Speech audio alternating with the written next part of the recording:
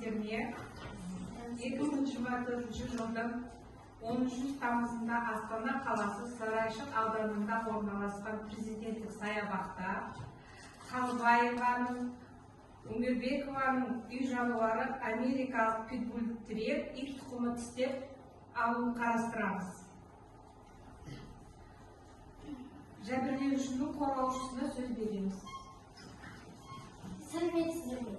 Ең бірінші экранға менің клиентіме зардап тигізген жануардың суретін экранға көрсетуге рұқсат беріңіз. Рұқсат. Осы үй жануары америкалық питбуль тірек, қысқаша айтқанда питбуль ит тұқымы аяғынан қауып алған. Менің клиентім әдеттегідей өзінің сүйікті саябағына серуендеп жүрді. Бір мезетте алыстан питбуль жүгіріп келе жатқанын байқады. Не болып жатқанын түсінбей, қорыққанынан қаша бастады. Бірақ ит жетіп үлгеріп, сол аяғынан қауып алды.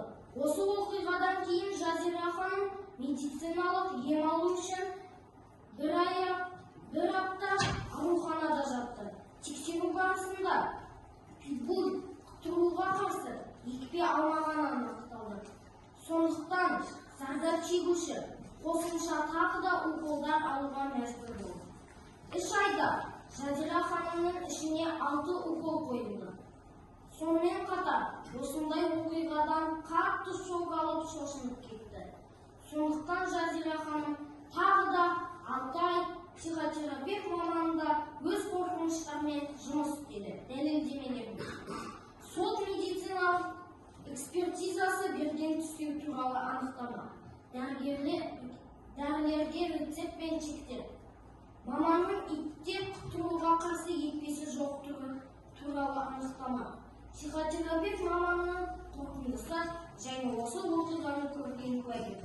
Осылардың негіздемесінде біз жауап берушінің 2021 жылы 30 желтоқсанда қабылданған жануарларға жауапкершілікпен қарау туралы заңның 7-ші бабының 12-ші тармағына сәйкес үй жануарларын ұстаудың және серуендетудің үлгілік қағидаларының 2-ші тарау 4-ші тармағына үй жануарының иесі және жауапты адамдар мен жануарлардың денсаулығына қауіп төндіруге, айнадағыларына зиян келтіруге жол бермейтін жағдайларды қамтамасыз етеді.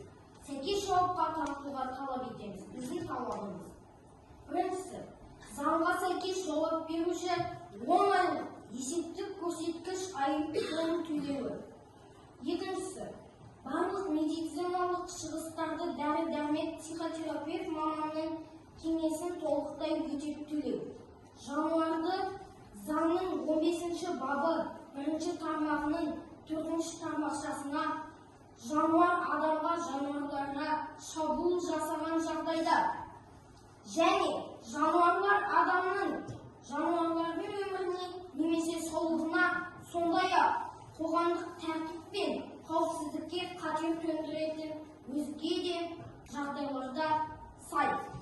Эвтаназиялау, яғни ұйықтату.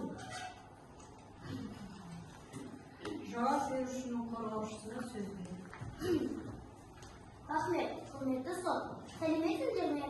Бір оқиғаны әр баяндаушы әртүрлі айтады.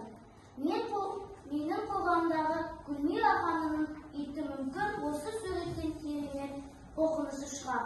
Бірақ бұл жай жерден алынған сурет. Осы сурет